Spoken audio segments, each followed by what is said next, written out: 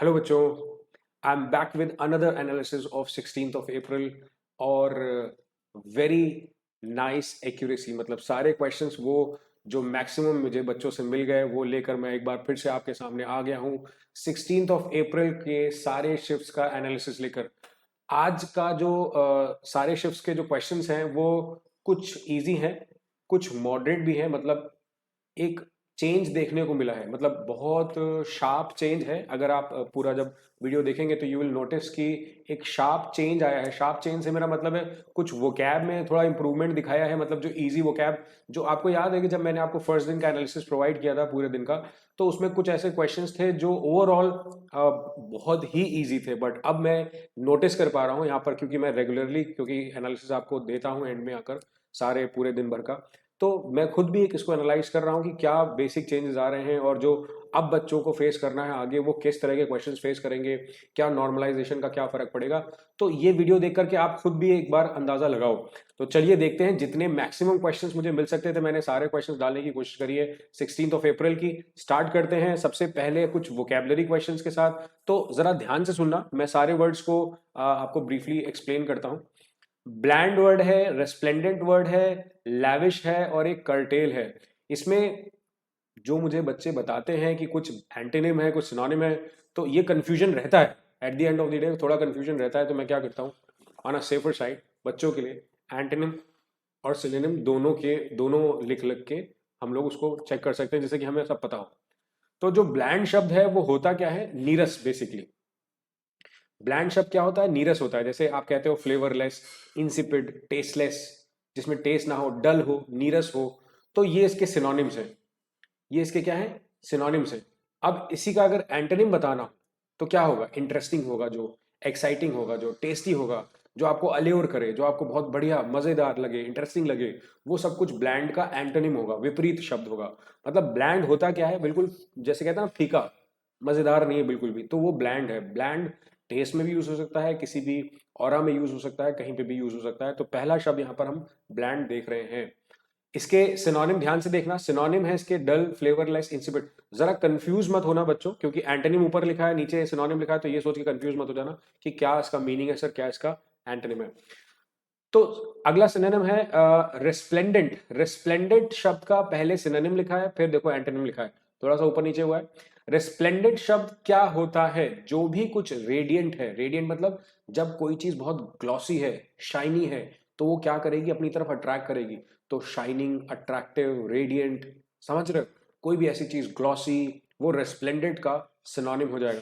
क्योंकि इसका उल्टा अगर होगा तो बहुत सिंपल है, वो ग्लूमी होगा, सैड करने वाला होगा, गंदा होगा, विथरिंग होगा, जो आपको पसंद ना आए, खराब लगने वाला। तो ये इसके उल्टे हो गए। रेस्प्लेंडेंट शब्द का सिनोनिम क्या है, शाइनिंग, अट्रैक्टिव, रेडियंट और ग्लॉसी। और एंटोनिम में क्या लिख सकते हैं हम लोग, नीरस लिख सकते हैं, उदासीनता भरा, खराब दिखने वाला, विथरिंग, बुरा लगने वाला। ये सारे शब्द हम यहाँ पर ऐड कर सकते हैं। तो ये आपके लिए काफी इंपॉर्टेंट वर्ड हो सकता है, रेस्प्लेंडेंट। अब लैविश यहाँ थोड़ा इजी वर्ड साउंड करता है। लैविश लाइफस्टाइल को रिप्रेजेंट करता है जैसे किसी की, तो सिनोनिम क्या हो सकता है इसका, बहुत लग्जूरियस, मतलब पैसे से, मटेरियलिस्टिक वर्ल्ड से भरा हुआ, जिसमें सारी ऐश और आराम है, सब कुछ है। तो लैविश लाइफस्टाइल जैसे हम लोग रिलेट करते हैं, तो इजीली याद रख सकते हैं। अगर कोई भी शब्द दिख जाता है हमारे क्वेश्चन में तो हम आंसर टिक कर सकते हैं। सम्चुअस भी लैविश का ही सिनोनिम है, सब कुछ होना। स्प्लेंडेड, आपको ये वर्ड कई बार मैं बता चुका हूं, इनफैक्ट अपने मॉक टेस्ट वगैरह में तो ये वर्ड्स ऐसे आते हैं कि बीच बीच में आ गए, वैसे ही हम लोग सीख जाते हैं। अनजनरस इसका एंटोनिम हो सकता है बच्चों। स्टिंजी जो वर्ड है वो भी इसका एंटोनिम हो सकता है, क्योंकि कंजूस लैविश का उल्टा हो सकता है। जनरोसिटी दिखाने वाला, बहुत उदारता दिखाता है, तो अनजनरस इसका एंटोनिम हो सकता है। कर्टेल शब्द पूछा है, ये भी वर्ब के रूप में अगर इसको देखें तो रिड्यूस होता है, शॉर्टन होता है, किसी चीज को कट शॉर्ट करना होता है, छोटा करना होता है। इसके सिनोनिम्स हो सकते हैं बेसिकली। एक्सीड करना, मतलब आप कह सकते हैं किसी चीज की जैसे लिमिट को आप बढ़ा रहे हैं, बढ़ाने की कोशिश कर रहे हैं, तो वो सब क्या हो सकता है, वो एक्सीड करने का सेंस दे सकता है। एनलार्ज, एक्सटेंड भी हो सकता है। एनलार्ज करना मतलब खींचना, एक्सटेंड करना, बढ़ाना। तो कर्टेल के बेसिक वर्ब है, आप इसके सिनोनिम्स एंटोनिम याद रख सकते हो। कोई भी डाउट नहीं होना चाहिए यहां तक। एक और स्लाइड में मुझे कुछ यहां पर वर्ड्स मिले हैं, वोकैबुलरी। एक नोविस मिला है, डाइवर्ज मिला है, बोरो मिला है, लेंट मिला है बेसिकली, विस्टफुल मिला है। ये चार और मिले हैं, यहां पर चार मिले हैं, ये चार 8 वर्ड्स मिल गए हैं, बहुत काफी वर्ड्स मिल गए। वैसे 3-3 4-4 क्वेश्चन आए थे पूरे तीनों शिफ्ट्स में। तो नोविस हम लोग का फेवरेट वर्ड हो चुका है अब तक। जो भी बंदा इनएक्सपीरियंस्ड है, बिगनर है, शुरुआत कर रहा है, जिसके पास एक्सपीरियंस नहीं है, जो बंदा फ्रेशर है, हम लोग उसके लिए यूज करते हैं, तो मेरे ख्याल में बहुत इजी वर्ड हो जाता है। अब इसका उल्टा यानी कि इसके जो ऑपोजिट वर्ड्स होंगे वो क्या होगा? एक्सपीरियंस्ड होगा, सीजनड होगा, वेटरन होगा। ये सारे इसके क्या होंगे? एंटोनिम होंगे। तो ये भी हम लोग इजीली कनेक्ट कर सकते थे। नॉविस बहुत टफ वर्ड। डाइवल्ज वर्ड का मतलब थोड़ा बच्चों को कंफ्यूजन दे रहा था। डाइवल्ज वर्ड का मतलब होता है जब आप सब कुछ ओपन कर रहे हो। डाइवल्ज वर्ड का मतलब होता है बेटा जब आप कुछ रिवील कर दे रहे हो। जैसे कोई किसी चीज का रहस्य, सीक्रेट है, उसको आपने ओपन कर दिया, डिक्लेयर कर दिया, डिस्क्लोज कर दिया, बता दिया। तो अब उसका उल्टा क्या करोगे? डाइवल्ज का छुपाओगे, कंसील करोगे, हाइड करोगे, कीप अंडर रैप्स। ये एक ईडियम होता है। इसका मतलब होता है सीक्रेट मेंटेन रखना, सीक्रेट को मेंटेन रखना। ये भी एक ईडियम है, आप इसको भी सीख सकते हो यहां से। अच्छा है। लेंट, भाई लेंड वर्ब होती है, LEND, उसी का पास्ट फॉर्म लिखा है, घबराओ मत। इसका मतलब बोरो करना होता है। लेंट का मतलब बोरो करना नहीं होता, लेंट का उल्टा बोरो करना होता है। लेंट मतलब उधार देना होता है, और उसका बोरो करना मतलब लेना होता है। तो विदहोल्ड, डिट्रैक्ट, बोरो, ये सब इसके एंटोनिम्स हैं, याद रखना। और सिनोनिम में क्या आएगा? लोन देना, दे देना, एड कर देना, मदद इम्पार्ट कर देना, दे देना, गिव कर देना, ये सब क्या है? सिनोनिम्स हो सकते हैं। तो लेंट इसकी पास्ट फॉर्म है लेंट की, ये भी आप याद रख सकते हो। इजी वर्ड था। विस्टफुल, विस्टफुल को थोड़ा सा मॉडरेट में मान लेते हैं, कई बार बच्चे भूल जाते हैं। विस्टफुल का मतलब होता है कोई भी ऐसा जो पछतावे से भरा हो, मतलब रिग्रेटफुल। प्लेंटिव, प्लेंटिव मतलब जहां पर आपको मतलब जो आपकी लेवल ऑफ इमोशंस है वो कैसा स्लो डाउन हो गए हैं। अब दुख आ गया है, खुशी का जो पैरामीटर है नीचे आ गया है, वो नेगेटिव की ओर जाने लग गया है। र्यूफुल, डोलफुल, ये सब क्या है? उदासीनता से भरा। हमारे जो मॉक टेस्ट है उसमें बहुत सारे ऐसे वर्ड्स हम लोगों ने ऑलरेडी डिस्कस किए हैं। बच्चे पहचान पाएंगे इन शब्दों को। एंटोनिम जरूर याद रखना। विस्टफुल का जॉयफुल और चीयरफुल जैसे शब्दों का प्रयोग कर सकते हैं। अच्छे वर्ड्स थे, मैं कहूंगा इनको इनको मॉडरेट लेवल तक ले जा सकते हैं। मॉडरेट के ऊपर तो ले जाने कोई मतलब नहीं बनता, काफी ऐसे वर्ड्स हैं जो हम लोग ऑलरेडी कर चुके हैं। एक और स्लाइड है भाई, कई सारे वर्ड्स मिल गए, अच्छे खासे वर्ड्स बच्चों से मिल गए हैं।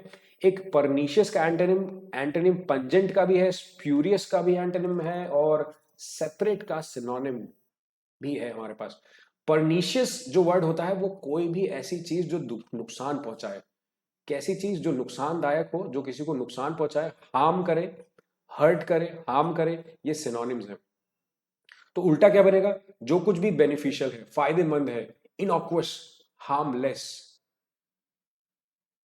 हार्मलेस, ये बेनिफिशियल, फायदा पहुंचाए।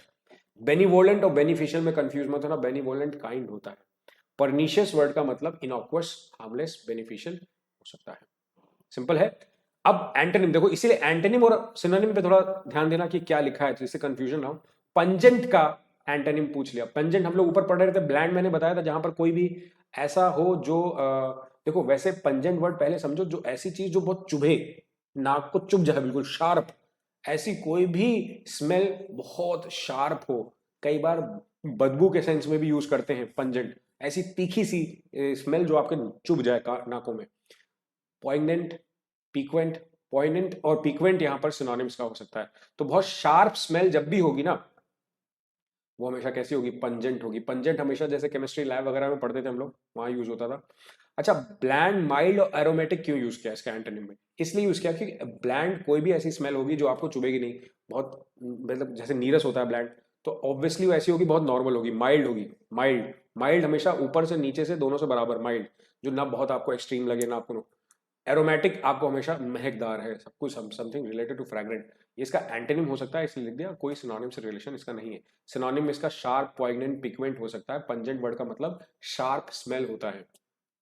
स्प्यूरियस पूछा था, इसका तो मतलब धोखा होता है। सिंपल सा वर्ड है, धोखा, याद रखना।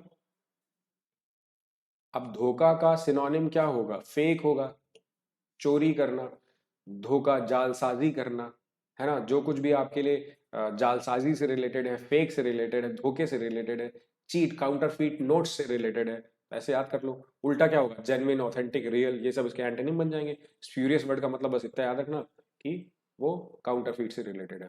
अब आ जाओ सेपरेट का सिनोनिम। पहले सिनोनिम लिखा है। डाइकोटमी नाउन है। डाइकोटमी वर्ड सेपरेशन से रिलेटेड होता है। देखो हम लोग ने पहले ही पढ़ा है, जैसे आप दो चीजों के बीच में डिफरेंस पढ़ते हो, जैसे कई बार ऐसा सुना होगा कि इन दोनों चीजों की dichotomy in the world, our nation has a kind of dichotomy, separation of two people, two kind of people. So bifurcate is उसको डिवाइड करना बीच से, तो उसका एंटोनिम क्या होगा? जोड़ना, इंटरडिपेंडेंट, कनेक्टेंट, ये सब कनेक्टेड, ये सब क्या है? ये सब उसके सिनोनिम एंटोनिम हो जाएंगे सेपरेट के। समझ आया? ये अच्छे वर्ड्स थे क्वेश्चंस वोकैबुलरी के। ईडियम्स पे एक बार जरा देख लेते हैं, नजर डाल लेते हैं, क्या हमें कोई ऐसे ईडियम थे जो आते थे? वैसे एक आया था, to get one's duck in a row.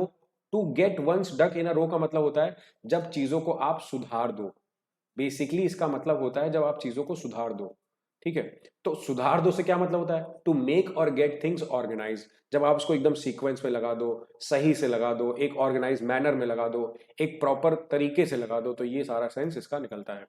Bull Sai मेरे ख्याल में इजी वाले कैटेगरी में आएगा, इसको मॉडरेट नहीं कहूंगा मैं, क्योंकि जब आप एकदम एक टारगेट, सीएचएसएल टारगेट किया है, सीजीएल टारगेट किया है, एकदम बुल साई, मछली की आंख में ही तीर चलाएगा अर्जुन, तो इसका मतलब बुल साई एग्जैक्ट। समझ गए?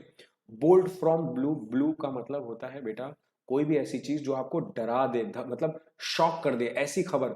मान लो आप एग्जाम देने पहुंचो और अचानक से पता चले कि आपको वहां पर, ये मैं अजीब सी बात बोल रहा हूँ, कि सारे कोरोना पॉजिटिव हैं, तो ये बोल्ड फ्रॉम ब्लू हो गया, शॉकिंग आपके लिए। आपको लगा मैं एग्जाम कैसे दूंगा, भागो भागो भागो। तो something which is shocking, something aghasting, आपको डरा देने वाली, शॉक कर देने वाली न्यूज वगैरह बोल्ड फ्रॉम ब्लू होती है। कोल्ड ब्लडेड होता है उनके लिए जिनके अंदर कोई भी इमोशंस ना हो, इमोशंस खत्म हो गया हो, बिल्कुल रूथलेस हो गया हो, कैलेस हो गया हो, इमोशंस इनह्यूमन तरीके से बिहेव करें, तो कोल्ड ब्लडेड बोलते हैं ऐसे लोगों को। कोल्ड ब्लड हम यूज करते हैं इडियम ऐसे लोगों के लिए जिनके अंदर कोई भी इमोशंस वगैरह ना हो। अच्छा वर्ड है ये भी। ईडियम्स कुछ और है क्या अपने पास? है।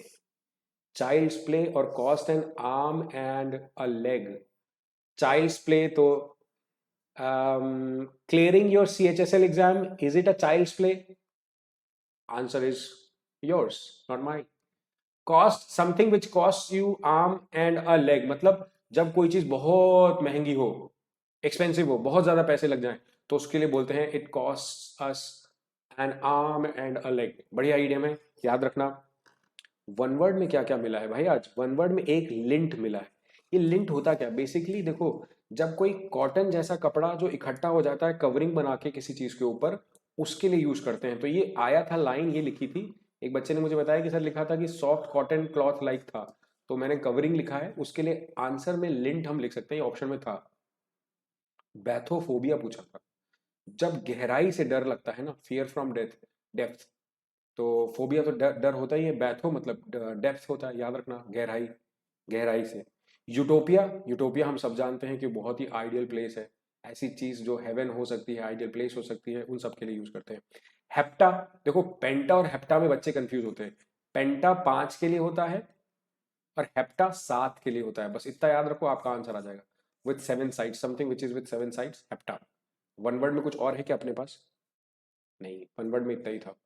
वन वर्ड में बस ये 4 मिले हैं अपने को, तो ठीक है।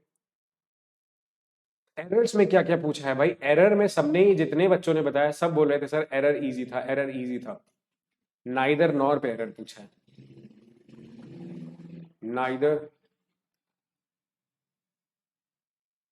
नाइदर दे नॉर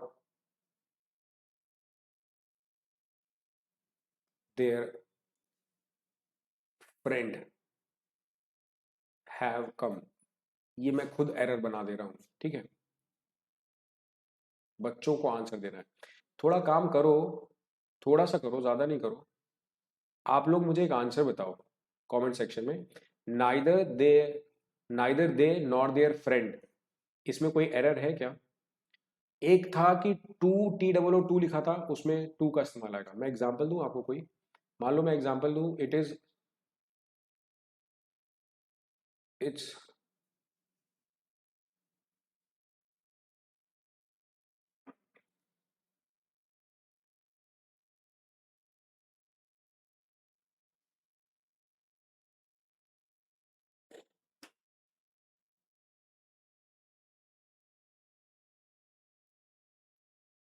मैं वैसे आपको समझा रहा हूं यहाँ पर लिख करके, वैसे आप समझने की कोशिश करो। TOO का मतलब बेटा एक्सेसिव से होता है, ये अलग शब्द है। एक्सेसिव मतलब कोई चीज बहुत ज्यादा, या फिर TOO का मतलब ऑल्सो भी होता है। तो अब इस सेंटेंस में it is to make a different structure का कोई सेंस नहीं है, इसको हम लोग टू से रिप्लेस कर सकते हैं। अब मुझे एग्जैक्टली नहीं बताया उसने क्वेश्चन क्या था, उसने बोला सर टू टू करके कुछ क्वेश्चन था कि TWO2 था, वहां पर टू फिट हो रहा था, TO2 फिट हो रहा था। मैंने आपको अपनी तरफ से सेंटेंस बताया कि it's to make a different structure, ये तो सही नहीं है, ये it is to make a different structure. मैंने आपको यहाँ टू की जगह टू बताया क्योंकि इसमें it is to preposition to वाला आएगा, एडवर्ब TWO2 नहीं आएगा, इसका कोई सेंस नहीं बना।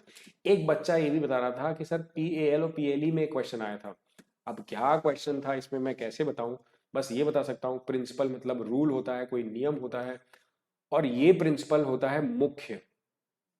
मुख्य क्या होता है, जब भी स्कूल का प्रिंसिपल होगा तो वो मुख्य होगा, मेन होगा, तो वहां पर ये स्पेलिंग यूज होती है। ये वाला नियम होता है प्रिंसिपल। तो मेरे ख्याल में अगर इससे रिलेटेड क्वेश्चन आएगा तो आप लोग पहचान जाओगे, नहीं पहचान पाओगे, पहचान जाना बेटा। एक एरर था रिटर्न बैक से, तो हम लोग ये बचपन से सीख रहे हैं, रिटर्न के साथ बैक नहीं आता, रिटर्न का ऑलरेडी मतलब होता है वापस, तो उसके साथ कभी बैक नहीं जुड़ता।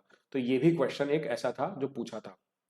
डाई ऑफ मेरे ख्याल में ये पूछा जा चुका है ऑलरेडी, पुराना क्वेश्चन है तो इसमें इसकी जरूरत नहीं है। वैसे मैंने आपको बताया था डाई ऑफ डिजीज के साथ आता है, और डाई फ्रॉम किसी रीजन के लिए आता है, cause of that reason, that is disease something like that. तो ये कुछ एरर्स के क्वेश्चन मिले, क्या कुछ और एरर के क्वेश्चन है अपने पास? नहीं है। अच्छा, एक नरेशन से क्वेश्चन आया था, असर्टिव सेंटेंस। वॉइस में बार बार प्रेजेंट परफेक्ट, प्रेजेंट टेंस पे बहुत क्वेश्चन आ रहे हैं। अब अगर प्रेजेंट परफेक्ट पे भी एक बच्चे ने बताया कि क्वेश्चन आया था वॉइस का, तो प्रेजेंट परफेक्ट का क्वेश्चन क्या हो सकता है? मैं आपको सेंटेंस लिख देता हूं। You have not started the class. Answer क्या हो जाएगा? The class has not been started by you. Been लगा दो, बाय यू लगा दो, इधर कर दो ऑब्जेक्ट। असर्टिव सेंटेंस का क्वेश्चन आ रहा है नरेशन का, तो आपको मैंने इतने सारे क्वेश्चंस ऑलरेडी प्रोवाइड करे हैं असर्टिव सेंटेंस से रिलेटेड, तो कुछ भी सेंटेंस बनाकर हम असर्टिव का सेंटेंस बना सकते हैं। आप सिंपल सेंटेंसेस बना लेना, वरना बहुत सारे ऐसे सेंटेंस ऑलरेडी। क्लोज टेस्ट में बच्चे ने बताया सर एक वाइल्ड लाइफ और एक ऑस्कर अवार्ड से रिलेटेड क्लोज टेस्ट आया था, पहले वाले शिफ्ट में और सेकंड वाले शिफ्ट में। थर्ड वाले में भी नहीं बताया किसी ने। तो कह रहा था सर थोड़ा मॉडरेट था, मतलब ऑप्शंस थोड़े से ट्रिकी लगे उसको। अब हो सकता है किसी बच्चे को ट्रिकी लगे हो, देखो डिपेंड करता है यार। तो मॉडरेट लेवल के ये दोनों क्लोज टेस्ट पैसेज थे। क्लोज टेस्ट पैसेज मैं तो यही बोलूंगा, देखो भाई ये आप इसमें कुछ नहीं कर सकते, ये पेपर में जब आएगा तो अटेम्प्ट करो। 5 नंबर का ये क्लोज टेस्ट आपको अच्छे से अच्छे 4 नंबर या 5 नंबर तक दे देता है, अगर ट्राई कर लो तो यहाँ से आप नंबर बढ़ा सकते हो। अगर आपका मॉडरेट एग्जाम भी हो रहा है ना, तो 25 में से आपका टारगेट 20 से नीचे मत चला जाए, देख लेना बच्चों, 20 से नीचे नहीं जाना चाहिए। मैं आपको इसीलिए डेली एनालिसिस प्रोवाइड कर रहा हूँ कि आप लोग देख लो कि पेपर आ ऐसा रहा है। अब इसमें भी थोड़ा बहुत तो करना पड़ेगा। स्पेलिंग का क्वेश्चन आया था एक्सीडेंटली और ये फ्रेशन। फ्रेशन तो सही लिखा है, एक्सीडेंटली कुछ गड़बड़ लग रहा है, क्या कहते हो? नहीं, एक्सीडेंट, एक्सीडेंटली, एक्सीडेंटली, ये गलत स्पेलिंग है, डबल सी हो जाएगा, ये भी गलत स्पेलिंग है, ये राइट स्पेलिंग होगी। तो एक बार स्पेलिंग का क्वेश्चन भी चेक कर लो। स्पेलिंग के क्वेश्चन तो हम लोग जितने ज्यादा प्रैक्टिस करेंगे उतने ज्यादा। तो हमने ओवरऑल यहाँ पर क्वेश्चन अच्छे खासे देख लिए। स्पेलिंग का क्वेश्चन देख लिया, नरेशन वॉइस का 2 क्वेश्चन वॉइस के आ रहे हैं, 1 क्वेश्चन नरेशन का आ रहा है। क्लोज टेस्ट का तो एक क्वेश्चन आ रहा है 5-5 नंबर का। स्पेलिंग का एक क्वेश्चन, 2-2 क्वेश्चन बच्चे बता रहे हैं। जैसा कि एरर्स के 2-2 क्वेश्चंस बता रहे हैं, कुछ 3 क्वेश्चन बता रहे हैं, तो यहाँ पर मुझे 4 क्वेश्चन मिले हैं। अब वो ऊपर नीचे शिफ्ट के हिसाब से, पूरे शिफ्ट के है ना, क्योंकि और वन वर्ड के अच्छे खासे क्वेश्चन मिल गए, क्योंकि हमें 4 क्वेश्चन ऑलरेडी मिल चुके हैं। वैसे टोटल 2-2 क्वेश्चन करके पूछे गए हैं। ईडियम्स में काफी 2-2 3-3 क्वेश्चन वैसे करके पूछे जा रहे हैं। हमारे पास यहाँ पर टोटल 6 ईडियम हमें मिल पाए हैं। 6 ईडियम आपको मैंने प्रोवाइड कर दिए। वोकैब के अच्छे खासे क्वेश्चन इकट्ठा हो गए थे, तो मैंने सारे बता दिए, आप एक बार जरूर चेक करना। तो ये आपका आज का ओवरऑल का शिफ्ट, जितनी भी शिफ्ट थी उनका सारा एनालिसिस है। उम्मीद करता हूँ आपको यहाँ पर कुछ हेल्प मिली होगी। कल जो भी आगे एग्जाम्स हो रहे हैं उन सबका मैं एनालिसिस आपको रात में प्रोवाइड कर ही रहा हूँ, और मॉर्निंग में 12 बजे मैं आपको फिर से मिलता हूँ अपनी मॉक टेस्ट की क्लास में। उम्मीद करता हूँ आपको ये सारे वीडियोस हेल्प कर रहे हैं थोड़ी बहुत, कहीं ना कहीं कनेक्ट करने में। Thank you so much for watching and keep preparing. Thank you so much.